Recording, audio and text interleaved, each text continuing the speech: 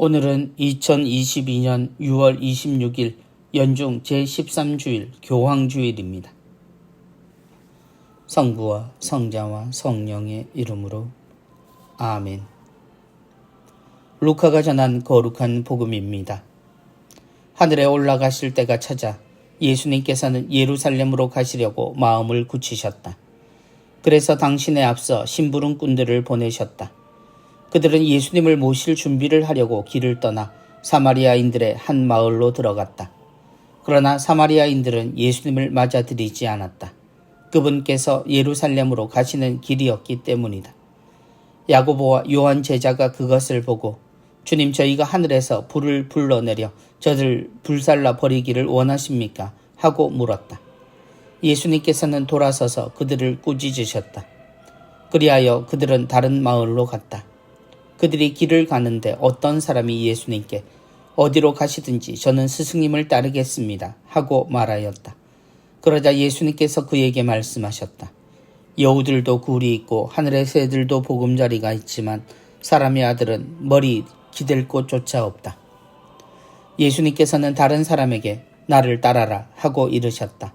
그러나 그는 주님, 먼저 집에 가서 아버지의 장사를 지내게 허락해 주십시오 하고 말하였다. 예수님께서는 그에게 죽은 이들의 장사는 죽은 이들이 지내도록 내버려 두고 너는 가서 하느님의 나라를 알려라 하고 말씀하셨다. 또 다른 사람이 주님, 저는 주님을 따르겠습니다. 그러나 먼저 가족들에게 작별 인사를 하게 허락해 주십시오 하고 말하였다. 예수님께서 그에게 이르셨다. 쟁기에 손을 대고 뒤를 돌아보는 자는 하느님 나라에 합당하지 않다. 주님의 말씀입니다. 그리스도님 찬미합니다. 나를 따라라. 주님의 승천과 성령 강림 이후 우리는 세상 안에서 주님의 계명으로 사는 사람들이 되었습니다. 곧 서로 사랑하여라. 내가 너희를 사랑한 것처럼 서로 사랑하여라는 말씀으로 세상을 사는 이들이 된 것입니다. 그런데 이 세상의 모습은 모두가 달라서 어떤 이들은 이 말씀을 실천하기에 너무 좋은 환경에 있는 반면 또 어떤 이들은 너무나 어렵고 힘겨운 상황을 살기도 합니다. 이 모든 것은 주님이 마주하신 환경과 한치도 다르지 않습니다. 그러나 사마리아인들은 예수님을 맞아들이지 않았다. 사마리아인들은 주님을 거절했습니다. 그 이유는 예수님이 예루살렘으로 향하신다는 것에 실망했기 때문입니다. 때로 우리의 진심이 통하지 않고 어떤 변화도 없는 상황, 그 상황이 꼭 박해와 같은 상황은 아닙니다. 두려움을 지닌 사람들에게 우리는 그들을 위한 소중한 마음을 품고 기도하며 그들을 위해 노력해야 합니다. 어디로 가시든지 저는 스승님을 따르겠습니다. 사람의 아들은 머리를 기댈 곳조차 없다. 때로 무조건적인 열망에 사로잡혀 주님만을 외칠 수도 있습니다. 주님이 모든 것을 이루실 것이니 주님만 따르겠다고 주님이시라면 모든 상황을 해결하시리라고 생각하는 이들도 있습니다. 그러나 주님이 살아가신 세상은 그리 만만하지 않았습니다. 주님께 어떤 것도 허락하려 들지 않는 세상을 주님은 말씀하십니다. 하느님의 사랑을 말로는 좋다고 말하지만 실제로 실천하려 하지 않는 사람들, 딱 그만큼 손해본다고 생각하는 이들의 태도는 생각보다 훨씬 견고합니다.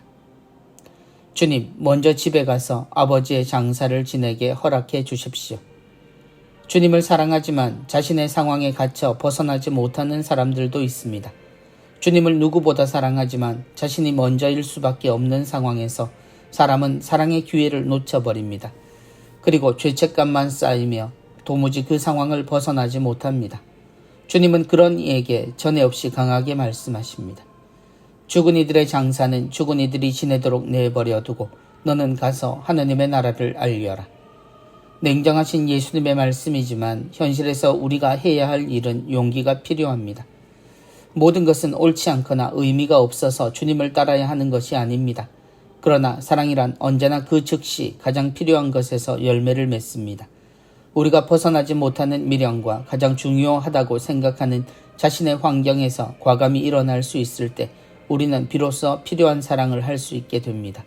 우리는 자주 너무나 과도한 걱정에 아무것도 못할 때가 많습니다. 먼저 가족들에게 작별 인사를 하게 허락해 주십시오. 그리고 또 하나의 장애물은 하나를 끝내고 정리하고 나서 하느님을 따를 수 있다고 생각하는 것입니다. 그러나 우리의 삶에서 끝나는 것은 없습니다. 그대로인 채 우리는 주님을 따르게 됩니다. 왜냐하면 우리의 길은 끊고 떠나는 것이 아니라 모두를 함께 안고 살아가는 길이기 때문입니다. 주저하는 것에 주님은 단호하게 말씀하십니다. 모든 상황이 그 나름의 사정이 있지만 우리는 주님의 말씀을 기억하며 우리가 해야 할 일을 결정해야 합니다. 쟁기에 손을 대고 뒤를 돌아보는 자는 하느님 나라에 합당하지 않다.